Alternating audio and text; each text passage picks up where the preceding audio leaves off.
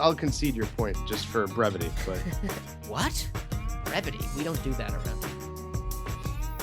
It's probably No. citrus, or what is a Capital One Bowl? It used to be Citrus Bowl, right? oh my Capital God, One. dude, where have you been? I just like the real name. It hasn't been the Citrus Bowl since like what 2002? What was your highlight side dish from Thanksgiving? Oh gosh, Scotch.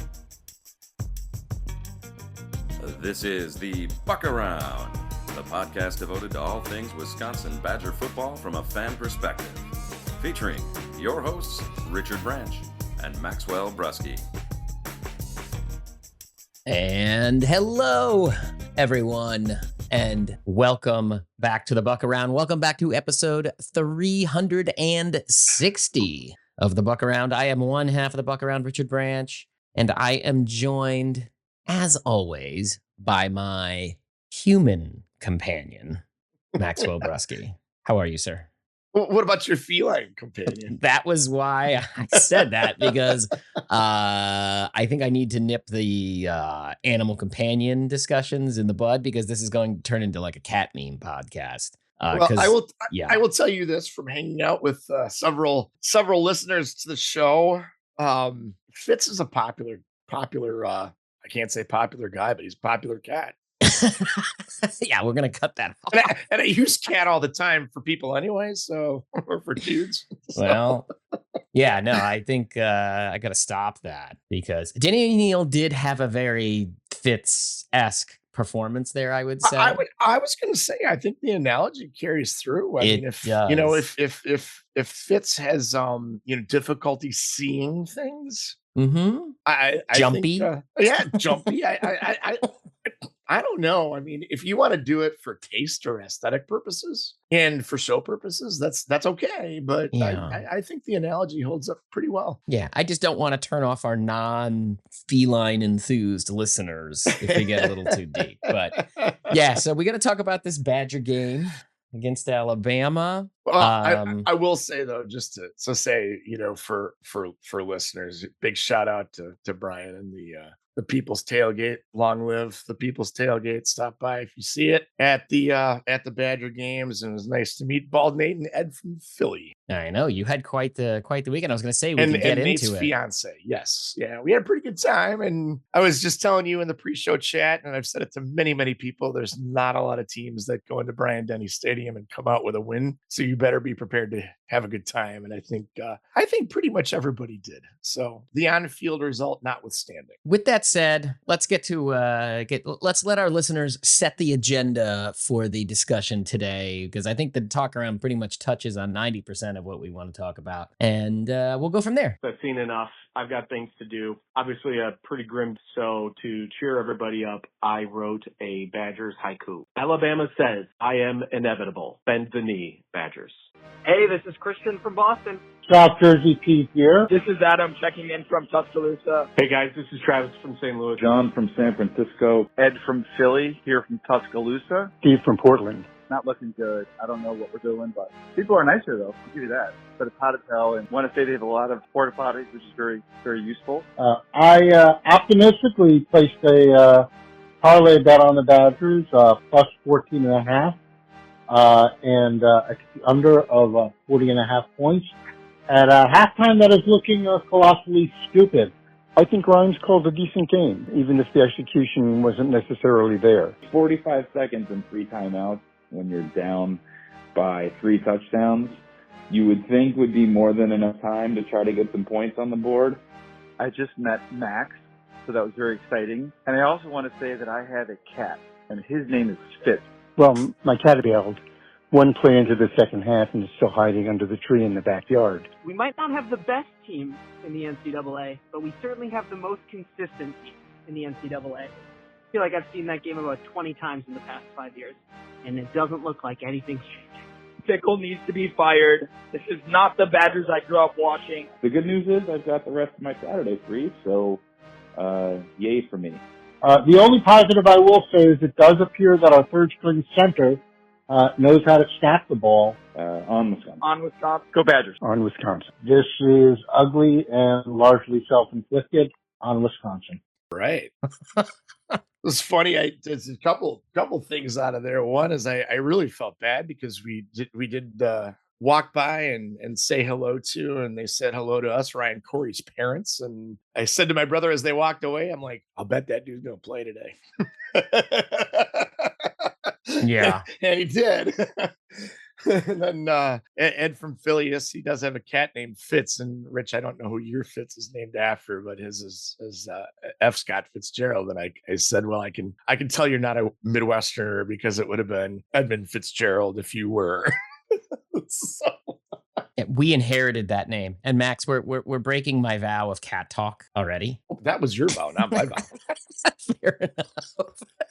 The whole podcast is going to be you talking about my cat. Well, All right. we got plenty of other things to talk about. So let's get into this. As I put in the agenda, where do you want to start? I kind of will more than willing to let you roll with thoughts. Oh, I'll follow you and react. I am totally happy to do that because one of the things that I wanted to do, and it should come as no surprise to anyone, but I want to conduct some thought experiments. And I kind of set the table for there's not that many teams that come into Bryant-Denny Stadium and walk out with a win under any version of Alabama since, I don't know, the Mike Shula era, or I don't know if it was Price or Shula that lost to Northern Illinois in 2003, and Saban had the loss against Louisiana Monroe in 2007, but it's pretty tough. So with this caveat that I really thought that they were going to play better and that it was a lot of dumb mistakes that really kneecapped them in the game. But, look, conducting a thought experiment is I don't know who would have gone in there to play this Alabama team right now on that day and would have come out with a win. Now, covering, what was it by the time the kickoff, 21 and a half, covering. Yeah. Okay. All right. I get that. And it's, that part of it's disappointing, but whatever, reports of Alabama's demise, I think were greatly exaggerated because DeBoer had them ready to play. I mean, they played, I wouldn't want to say flawlessly, but pretty nearly flawlessly. And there's not that many teams that are going to be able to say, oh, we can't run the ball for S. And that Alabama offensive line, I don't think is quite vintage because they really could not run the ball. And you don't see that very often. But there's not a lot of teams that are going to go, well, screw it, we'll just pass. and be totally effective. And I think I saw where Simpson was pressured 16 times and they did get him and they got hands on him and he was magically able to escape and complete a pass. But there aren't that many teams that are going to do that.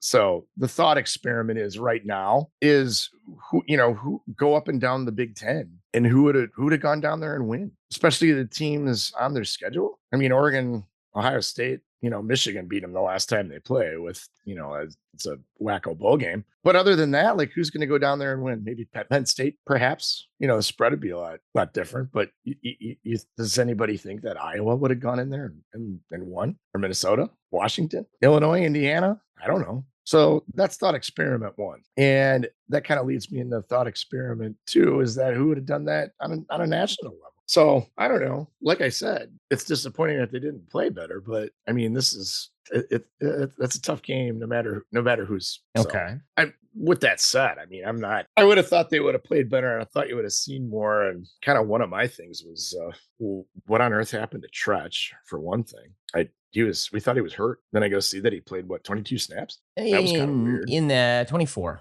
Yeah, 24 out of 54. 24 out of 54. So that's kind of where I come down on. We'll see what happens this weekend. There's a lot more football to play, and they're not going to play a lot of teams like the Alabama Crimson Tide on the road in their home stadium. So take from that what you will. I'm going to almost turn it over to you because, those first couple minutes of the game kind of set the tone, and the Badgers got the first down of the game. And I'm thinking, I'm like, all right, this is good.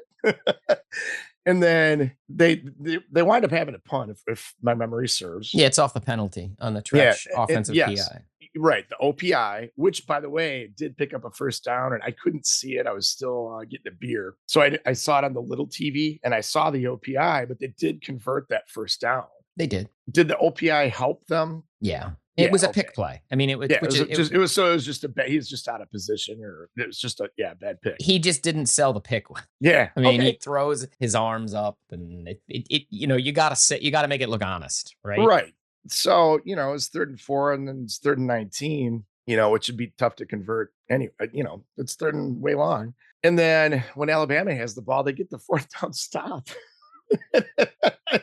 And I was a little surprised when I saw Alabama go for it on 4th down. However, I mean, when I saw where it was on the field, I mean, I don't think that was an unreasonable call. And at the beginning of the game for DeBoer to do that, or, clearly Alabama took the game seriously. So it's just as awful that, the very next play, they turn the ball right back over on a terrible pick. And from there on, it was really just so many mistakes that characterized the way they played. Yeah. Notwithstanding, I think, if you're going to take away stuff that's good, the run defense was excellent. Yeah, I would agree. Yeah. If I was to start on this game, and it ties in a little bit, like we got a couple text messages and emails from people that I guess we can just sort of integrate as we go, that I stuck towards the bottom of the agenda, but it doesn't really matter. Like, if you're looking for positives from this game, I think there are 2 big positives as far as I'm concerned. One, I do think the front 7 is reasonably stout and solid. I mean, this was the first, you kind of suspected it, against Middle Tennessee and Miami of Ohio, which, Miami of Ohio was shut out, which I think we kind of losing track of, but that was not insignificant. And then to do it against a real team that has, NFL talent on the roster, and they showed up in the run game. I mean, Alabama. Even the offensive line. I mean, like I said, it's not a vintage Alabama line, but there's still NFL guys on the offensive line. Yeah. So they showed up there. Alabama went away from the run and realized they didn't need to go back, which is a different story. But yeah, they were able to stop people in the run game. The other part that I think is a positive, I think you can take from a 38-14 game, which is, I think it was Steve said on the talk around, but I agree. You saw it with Grimes last week when you saw things weren't working, so to speak, where he would adapt and change things. He has less to work with against this talent level. Yes. Like you can't run, like when you can't block anything, there's only so much an offensive coordinator can do. But if you're asking me to say, hey, point to how an offensive coordinator can help you or how they can adapt, like, I think this was a reasonable expectation. He still only scores 7 points. He's only going to get 7 points out of that offense. Yeah. But at least there was an adaptation there. And it's okay if you're looking at this from the tactical, like, yes, that guy seems like tactically he brings enough to the table that I'm willing to, I'm going to give him plenty of leash on this, just because there is a cohesion. I will say this too, on several plays that did work as well. There was some All-American, and I forgot who the safety is, number 18. There were 2 times that I could think of that dude made like a play you'd see on Sundays. Okay. You know what I mean? It was something like that where it really, Alabama's defense has playmakers and they made plays, as opposed to, the little bit of underarm that O'Neal had on the Vinny Anthony deep ball. You saw stuff like that, and and I just kept thinking, if that's there today, that's going to be there. That's going to be there plenty of times throughout the season. And Vinny Anthony too. I saw where he's the first Badger since 1984 to have a rushing touchdown, a receiving touchdown, and a return touchdown since 1984. And it's only game 3. I mean, he looked good. He got one of your special teams touchdowns that year after. I know. Said that to the guys next to me. I'm like, my special teams touchdown came in. I wish they saved that for a game where it might swing the balance. What are you going to do? Sandbag. It happened once. It can happen again. But beyond those things, there's not much I feel like you can compliment, right? Like, I guess I'd work my way up. This is going to sound weird, or maybe not weird, but this is just sort of a statement of fact. When the quarterback throwing the ball into the chest of a defensive back is not even on my radar of concerns at this point. I think the other time I actually will kind of go with Jesse Palmer on the broadcast, because he did make a point, like, Mason just kind of breaks the route off wrong. It looks very weird. Like he's tucking himself okay. behind the defensive back, and when O'Neill's Okay. O'Neill's throwing the ball at the break, and he should be breaking in front of the defender. And I'm like, oh yeah, I actually think I that one gotcha. was Okay. reasonable. And Yeah. Okay. not going to dwell on this at all because we don't have Sure. time, but Sure. I don't watch a ton of ESPN broadcasts anymore, but Jesse Palmer, despite the fact that he wears suits made 3 sizes too small, which he's kind of chilling on as he gets older, he doesn't look as weird anymore. He's not like the baby T guy. Oh, the bottle. Oh, is it bottle? But like he's a pretty decent color guy. Like I think haven't he's a really very good color guy. Yeah, I would agree. heard him very much in Yeah. years. But anyways, not important. But so I who knows on that one? I feel like that could be 50-50 either way. But I do feel like Danny O'Neill was kind of what I thought he'd be. Like he's kind of scrappy. He throws himself in there, had no time to throw, underthrows the ball to Vinny Anthony. I expect that, but then throws a dime to Ballard. And you're like, okay, that's what you're going to get there. Yeah. That was a dime to Ballard too, by the way. Those are, yeah. Those are what you're going to get. The other thing that didn't look great, but you kind of expected, honestly, the defensive backs are what they are. I mean, there's a reason they are still in court with Forkerine trying to get him on the field because you look at Hill and Agard, they're trying to get something out of those two. And it's either the higher ceiling Agard who makes young guy mistakes or Donnie Hill, who's a little older, but I mean, the execution, I mean, that first, I think it's the first Alabama touchdown when people were yelling and screaming about Austin Brown getting held. I'm kind of like, you're missing the point where Hill just lets the guy run right through. Hill didn't even get touched. I mean, it was supposed to be that the left tackle from Iowa, what's his name? Proctor. Yeah, Caden Proctor's supposed to block. He doesn't even get to him. And he's out there one-on-one with the back and has the sideline. And he just takes the wrong angle and boom, they're in. And they just get cut up. And Ricardo Hallman had another not great game. But I think that has a lot to do with who he's playing against. And I think that's always going to be his struggle. I mean, the slant on is it the third touchdown? I think it was the one right before the half. He's just out bodied. Yes. I mean, he takes a scooch of a misstep, just protecting the outside break. And as soon as he does that, the leverage is gone and he's not big enough to defend. No, and if you watch that replay, then that was an NFL touchdown too. Mm-hmm. That receiver probably was 2 feet in the air to catch that ball. Yeah. At least. Yeah. I mean, that was a tough play. And that's another one though. I mean, you go back and okay, I mean, Ohio State, Oregon. I mean, that's not Ryan Williams and what's his name? Jeremy. I can't remember the last one. And Isaiah Horton, I think is his name. Mm-hmm. I mean, those guys are all playing Sundays, and Ryan Williams is all American, and he showed it. He's so fast. Yeah, Jeremy Bernard quietly, I think, had the better game of the two. Yeah. Yeah, and on 2 of the touchdowns, especially the last one, like he just juked Latimer. Like, there was a chance to tackle him. I don't know how many receivers are making that play.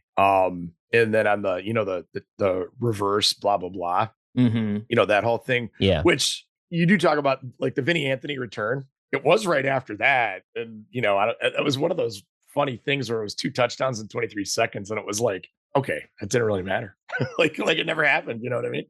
But on that one, they had a chance to get him, and I think there were 3 guys that couldn't do it. Yeah. So I just don't know how much that's going to happen. There was some magic on Simpson had one too, where I thought he was sacked. I thought Taggart Curtis had him sacked, and I don't know how the hell he got out of it. Yeah. So I mean, there's a lot of that there too. But man, to see Ty Simpson, who I think did play a nearly flawless game, by the way, and that was 382 with 4 touchdowns. Yeah. And you talk about that, and it was just straight carved up. And I don't know, but like I think of, we've talked about it before. Even I remember that the 2013 Ohio State game, it was the same thing. And that was a lot better defensive backs than these guys. And it was the same thing. Like I think it was JT Barrett. He was just carving them up. Mm-hmm. The same thing. It was just the same thing. Well, I think part of it, and I think maybe this is where you and I disagree a little bit. The first place I think where we disagree,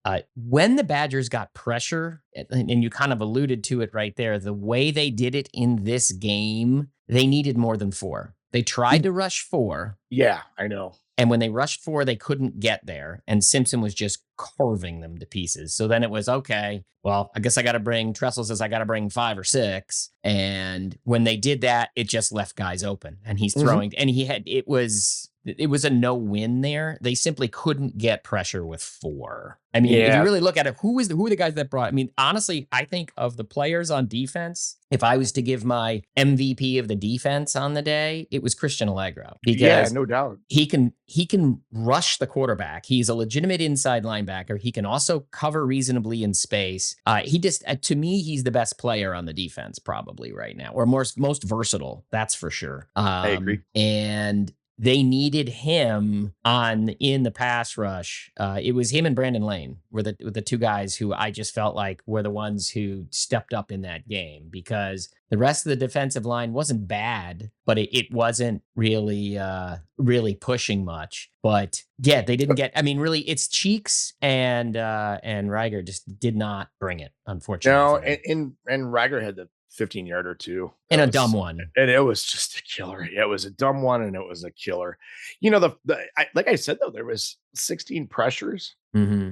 I thought that was, I was kind of surprised to see that from having been there. That sack was good, and I thought they should have had another one on that play that I keep talking about. But I don't know. That's another one. That Alabama offensive line can't run the ball, but pass protection, they were pretty good.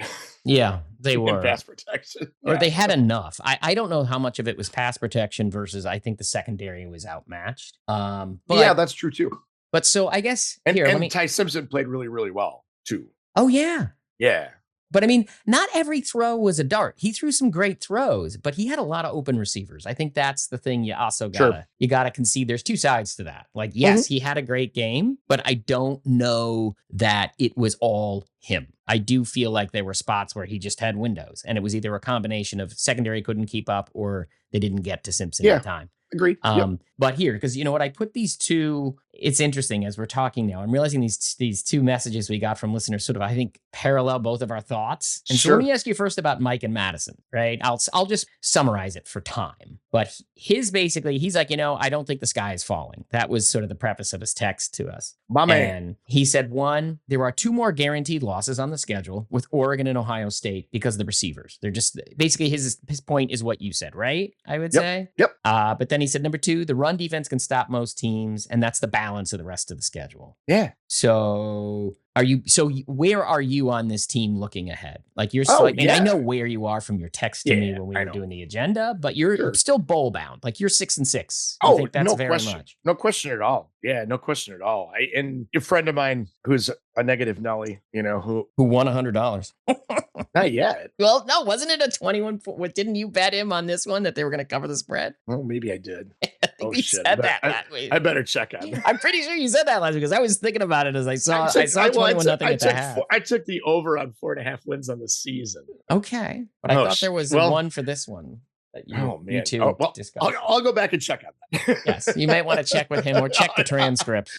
Well, I'm going to check the transcript. All I got to do is ask him because I told him that he's like three wins, and it's like break it down, like not even break it down, but he's like Illinois lost, Iowa lost, Minnesota lost. I'm like, I don't know, your schedule breakdown. I should go with a crack pipe. So, no, I said it before. Like, how many teams on their schedule are going to say, "Wow, we can't run the ball, so let's just pass." Like, there's very few teams that can do that. And Oregon didn't do that last year. I mean, and I don't think they've looked. I don't think they've looked at. That doesn't look like a murder machine. Obviously, it's a vastly superior team. But what did Northwestern? I think what did they win? Like 34-14. I want to say 34-14. Yeah, Northwestern, really? Like this Northwestern? I mean, so and Ohio State, I'm going to be very interested to see once they start getting into some Big Ten play, some Big Ten games too, because their offense wasn't. I know Texas defense is pretty good, but they, there was a lot of stuff. There were some 4th down stops. They got bottled up, and I know it's Texas, so take what you will. But those are the only 2 teams that I really see them. I don't know. I don't want to say not a chance because Wisconsin, even now, plays Ohio State at home tough. So, whatever. I don't think they're going to win. But the rest of the schedule, And that goes back to my thought experiment. What do you think Iowa would have looked like if they went in there this past weekend and Alabama played the way they played? Do you think Iowa would have covered 14.5? Which, by the way, I don't know if that was who said that. I don't know if I don't think it was Ed, but whoever said that, like, you got the crappiest number that you could have gotten for that parlay, like 14.5. That thing was 20.5. And then they said Danny O'Neal was going to be the starter, basically, and it went to 21.5. Like, I don't know what line you got 14.5. I saw that nowhere. Anyway, that was South Jersey Pete. That was some South Jersey parlay. Pete. Yeah, I feel bad for him. Well, New Jersey sports betting, you never know. Yeah, I don't know, but yeah, like, who's going to do that? What do you think Minnesota would have looked like if they would have gone into that game? Do you think they would have covered a 14.5 number? I don't think so. Well, we're talking about 21. Yeah, I mean, fine. I'm saying even a 14.5, because I don't think they would have gotten. I don't think the spread would have been that bad, or maybe it would have. I don't know. So, and what you've seen out of Iowa so far. So this coming game, we're not, big games in the B1G upcoming. Illinois, Indiana this weekend. I think that'll be an interesting game to watch. Both on the schedule, we'll see. I mean, Indiana dropped 70 points in Kennesaw State. Man, that's awesome. Yeah, we don't know anything about them. I know nothing about them. So, and Illinois, I think, looks the part, against Duke. That was pretty impressive. But, that's your schedule. And I don't think, has the UW looked very good so far? I don't know. That game doesn't scare me. It's also at home. So, yeah, I'm absolutely, they got to get 4 more, right? So they got to get 4 more wins on this schedule. Yeah, I think that's doable. Yeah, so we're kind of working our way. This is a good segue into where my concerns are. And this ties into John. John, I may not even use your email. I apologize, John. I think you're in Austin. I forget. But longtime listener, John H., who sent a longer email. But let me describe to you. I'm approaching this differently than you. Here's my thing. It all starts and ends with the offensive line with this team. And it starts and ends with one number for me. And that number is 2.7. Do you know what that is? That was their yards per carry. Yes, in this game. Sure. It also starts with 45. Do you know what that is? That's Dylan Jones' yards per game average right now. Rushing yards per game. Darian Dupree, 30. Like, they're not gonna have 1,000-yard rusher this year, because those numbers aren't going up with what's ahead of the schedule. Like this, they're not going to be able to do better. So that I will say, if you look at the remainder of the schedule, there's a lot of good defenses on the remainder of the schedule. If you watch, this team wasn't able to run the ball against Miami of Ohio. They were not able to run the ball against Middle Tennessee State University. And they definitely didn't run the ball against Alabama. So they're not running the ball. They have crushing injuries in there, right? With Renfro, as I said during the game, you didn't see the broadcast, but if you saw this cutaway to Renfro on the sideline after he went out, and he's trying to work through a pass set, and there's just a trainer there watching him. It's so sad, because you're just like, it's so symbolic of so much of what's going on. It's like this. No, too, and obviously questionable. I mean, and he did the best he could. The guy's obviously a warrior, and like, you can't. I got to play in this game.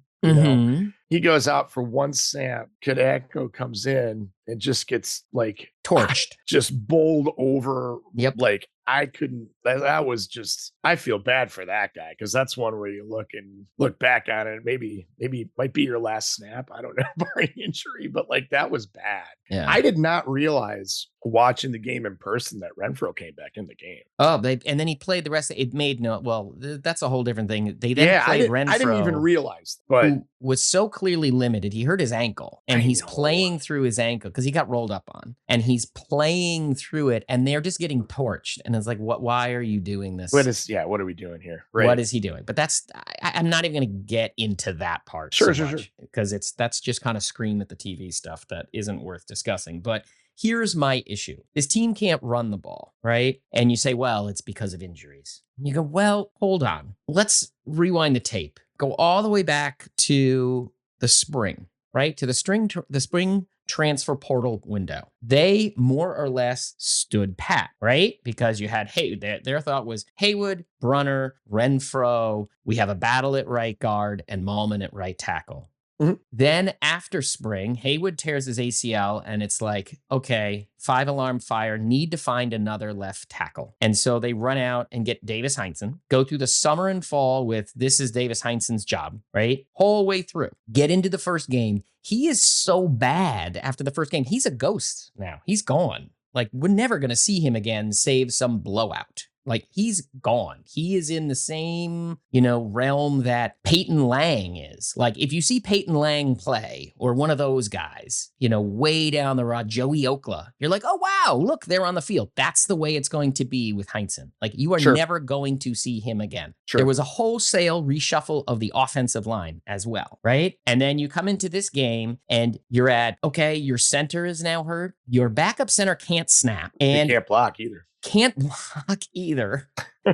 And for some reason is playing over the redshirt freshman, where your whole philosophy at the rest of the offensive line is play the young guys, because this is going to build over time, which is, we'll get into Fickle's post game in a second. Yeah. But there's all that. And so if you look through that, none of it made any sense. You knew in the spring you had nothing behind Kevin Haywood. And you say, well, what are you going to get? I don't know. You get something. You go out and get a body or two, right? Because you have no depth, because you knew at that time JP Benchwall couldn't play, because you're not even trying to play him right now, right? They tried to plug him in the spring. Having had him for a while, they knew he was nothing. Barrett Nelson isn't playing. Leighton Nelson isn't playing. Like, you have these three guys who are doing nothing, and that are theoretically your other edge options, and you're not bringing in bodies. Oh, I just hit Toner Bortolotti with my hand. Sorry. No, I think Toner's awakened. It's your hand. Yes, it's like the volcano. We gotta go sacrifice a virgin. Considering what you're talking about.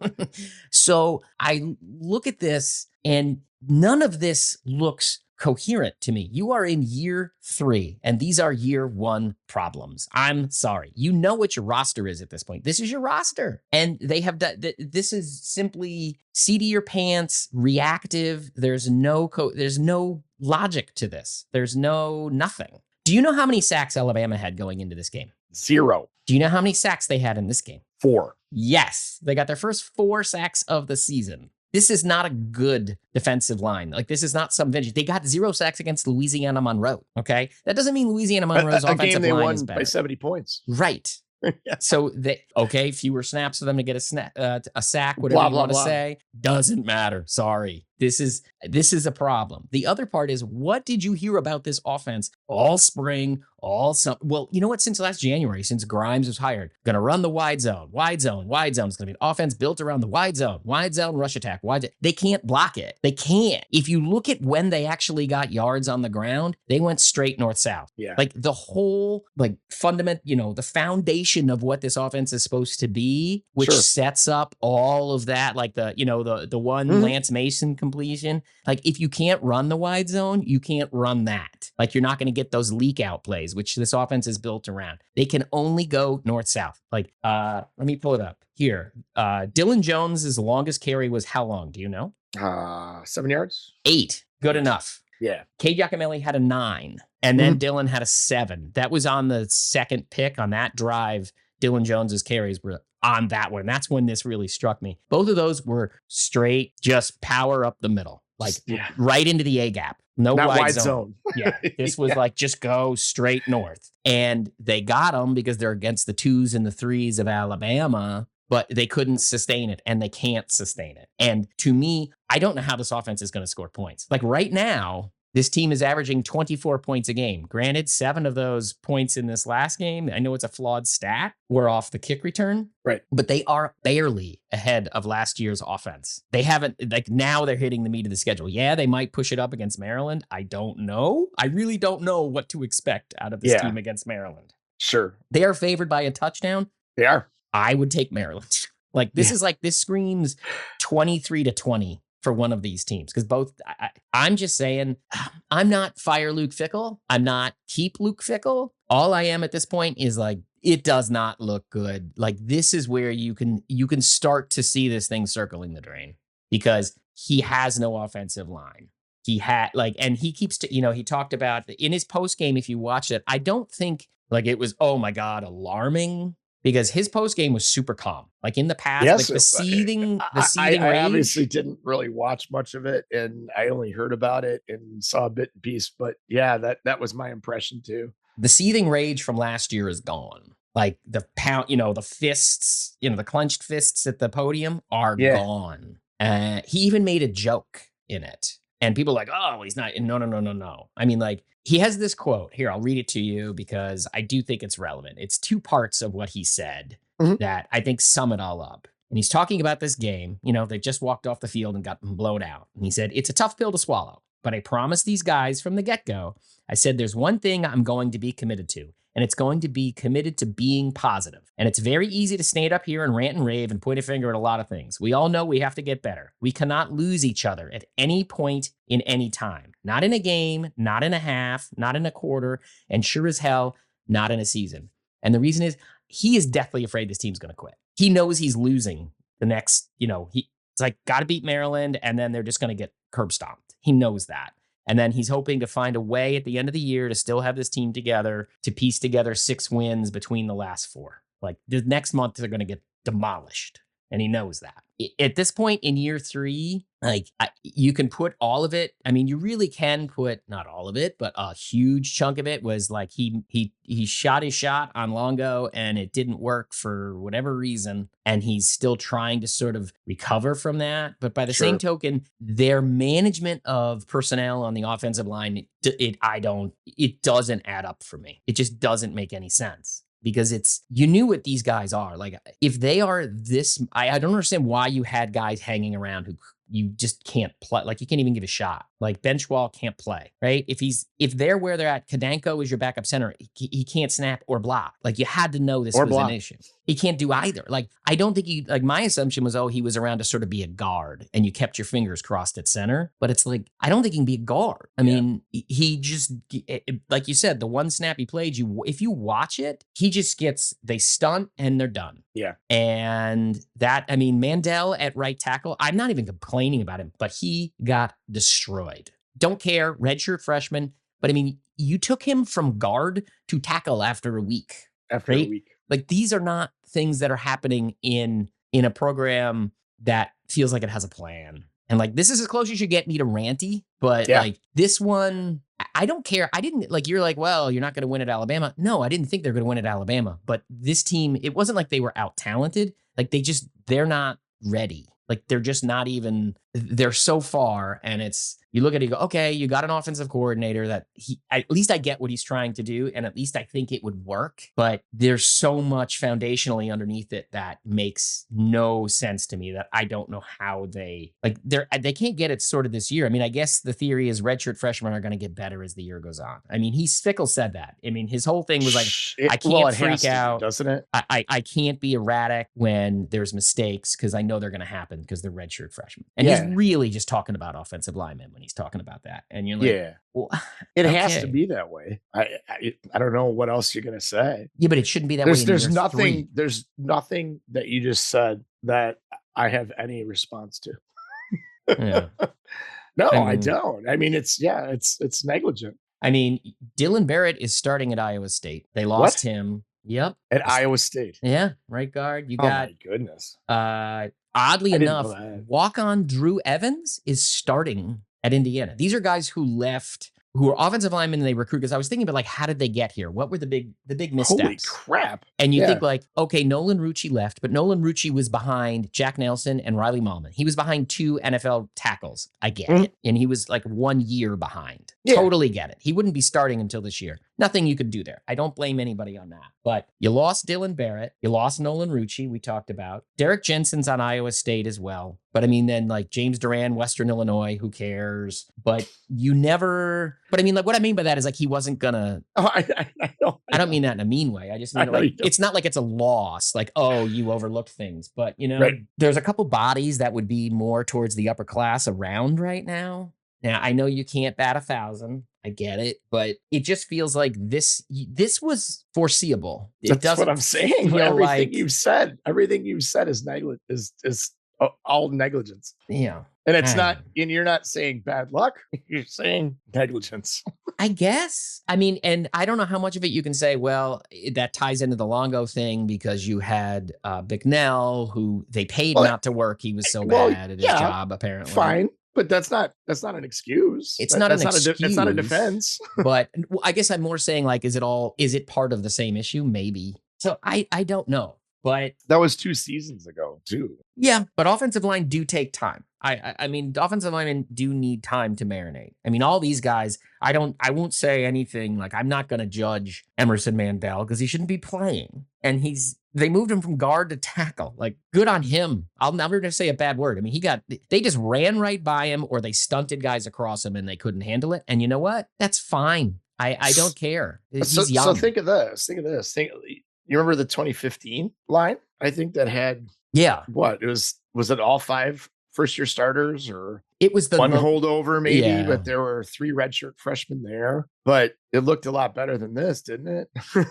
So it's funny. Like that's the bait, or that's the comparison, because that's the worst line in a long time, right? You'd always say that 2015 line was probably the worst. This line is significantly worse than that. Also after a coaching change too. Yep. For that matter. Yep. And it's funny you say that because that was what I was thinking about myself when I was turning this over in my head. I was like, well, okay, when's the last time they had an offensive line this bad? And the closest is 2015. Yeah. It absolutely would be. And I think they had difficulty running the ball, but they still were able to do it. Mm-hmm. So yeah. I can't disagree. That's the worry.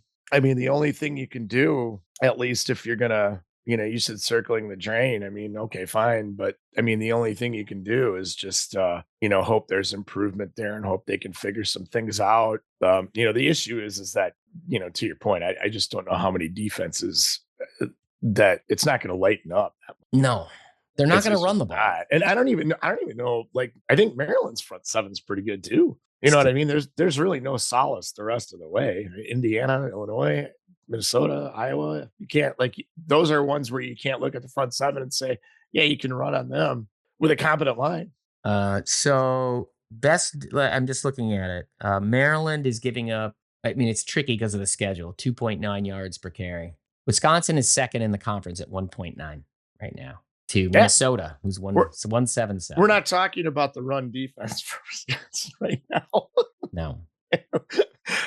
But I mean, that's I mean, if you're going to point to, that's clearly the biggest issue they've got right now.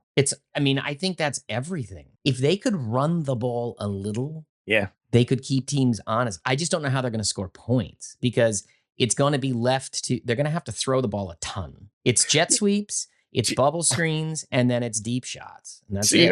You know what's crazy about that? What? When Billy Edwards Jr. comes back, he'll at least be used to it. He's used to having no offensive line. Right? Yes. I mean, this line is near that Maryland line last year. It sure seems like it. It really is.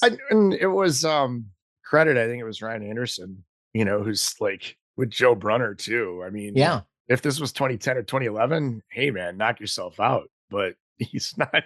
He hasn't looked that good either, and he had an awful penalty against Alabama too.